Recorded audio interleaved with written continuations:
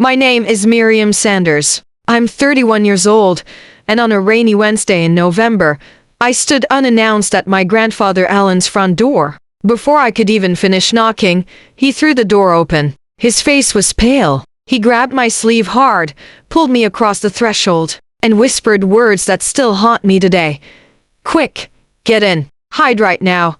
I wanted to ask what was going on when I heard tires crunching on the gravel behind me. My uncle's car was pulling into the driveway. Grandfather shoved me hastily into the pantry, right behind the old canned goods shelves. He didn't look confused. He looked like a man who had been waiting exactly for this moment. Over the next 35 minutes, I heard things that changed how I saw my own uncle forever. The pantry smelled of old wood and pickled vegetables. I pressed my back against the wall and made myself as small as possible. The front door was pushed open without a knock. My Uncle Bernard's voice came first, bright and friendly, in a way I hadn't heard in years. "Dad, it's just us. Stay seated, relax." Two more people followed. I recognized the heavy footsteps of my Aunt Ruth, Bernard's wife. The third set of steps was quick and light, heels clicking hard against the hardwood floor my grandfather had laid himself. I heard the soft sigh of the couch cushions as they sat down. My grandfather asked in a thin, shaky voice if anyone wanted tea, but no one answered. Instead, the unfamiliar woman said coldly, "Let's get straight to business," and set something heavy on the coffee table, a thick stack of papers. "We'll make this simple, Alan," she said. "Just a few signatures today." I stood frozen behind the shelf, watching through the narrow gap, and understood immediately. Whatever was happening here was no friendly family visit. It was a coldly planned operation, and my grandfather had known it was coming. That's exactly why he'd hidden me. My Uncle Bernard had been struggling as a self-employed contractor for years, with debts piling up steadily. He always talked about how unfair life had been to him, while in reality he'd squandered every financial opportunity. The unfamiliar woman with the clicking heels was a complete stranger to me. What turned my stomach wasn't just a stack of papers. It was the fact that my grandfather had suddenly stopped calling me every Sunday, as he always had 3 weeks earlier. Shortly after, an important bank letter, addressed to him, had been forwarded to my uncle's address instead. I'd called the bank about it, but they couldn't give out information due to privacy laws. At the time, I told myself I was just being paranoid. Now, crouched behind the shelf listening to a stranger pressure my grandfather into signing something, I understood the painful truth. I hadn't been paranoid. I just caught onto it too early and let myself be silenced. The unfamiliar woman went through the documents in an emotionless, businesslike voice. She explained these papers would allow my uncle to handle all matters so Alan wouldn't need to worry about anything anymore. A comprehensive financial power of attorney.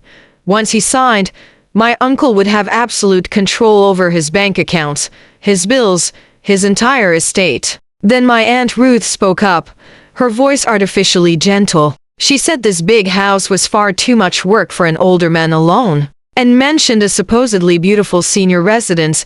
My grandfather made a soft, helpless sound and asked what would happen to his garden then. No one answered him. My uncle leaned forward and switched into the deep, serious tone he reserved for unshakable truths. "Dad, we've talked about this. You're forgetting too much lately. This is just for your own good."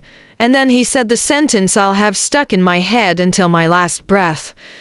"By Christmas, he won't remember any of this anyway."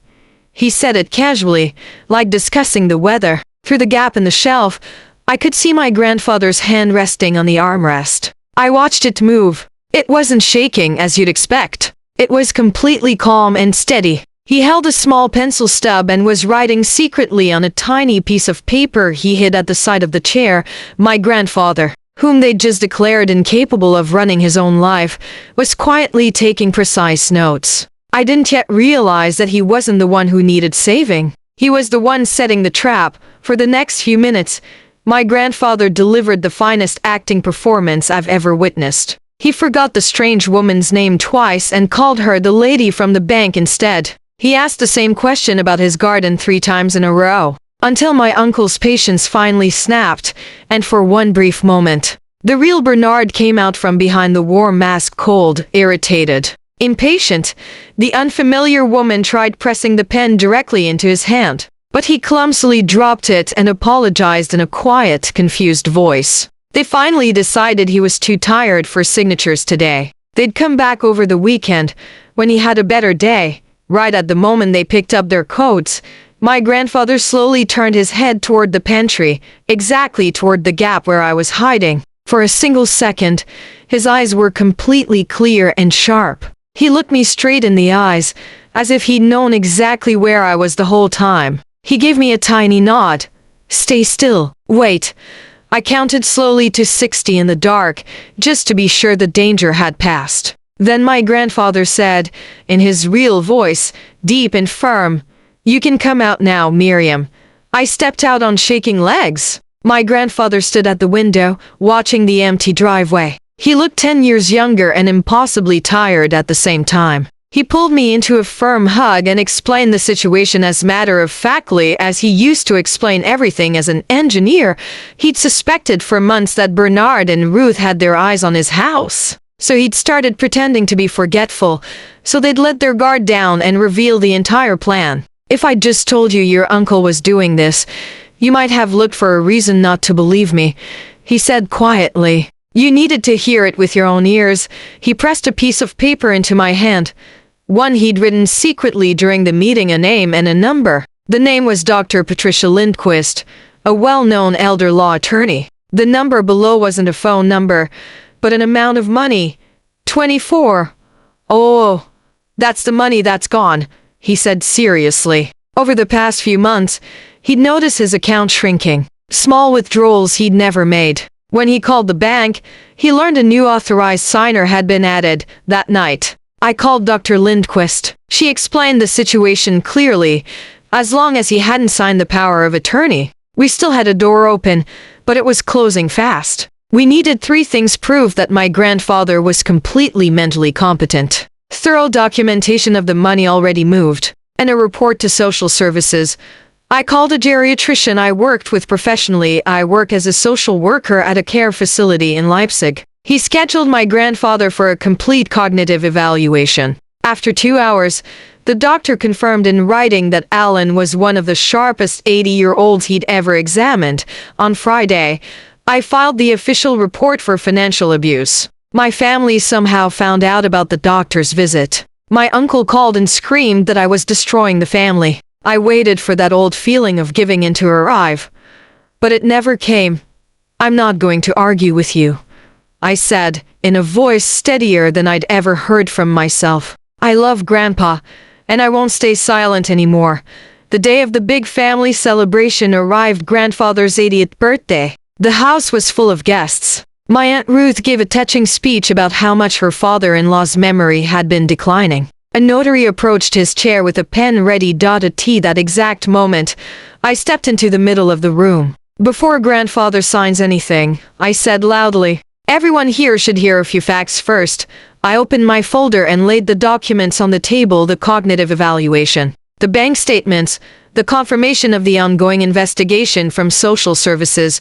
My grandfather stood up, upright, with the presence of the engineer he'd been for 40 years. "I am not confused," his firm voice said. "I've known for months what my son was planning, and I played forgetful so he'd show his true face. Nothing will be signed here today." My uncle Bernard broke down, screaming with hatred into the room. The pastor eventually led him out of the house. In the weeks that followed, most of the money was recovered. Grandfather chose not to press charges, but cut off all access to his life. Today, I volunteer helping elderly people defend themselves against financial abuse by their own families with a folder full of unshakable facts. I learned that day that silence never brings peace.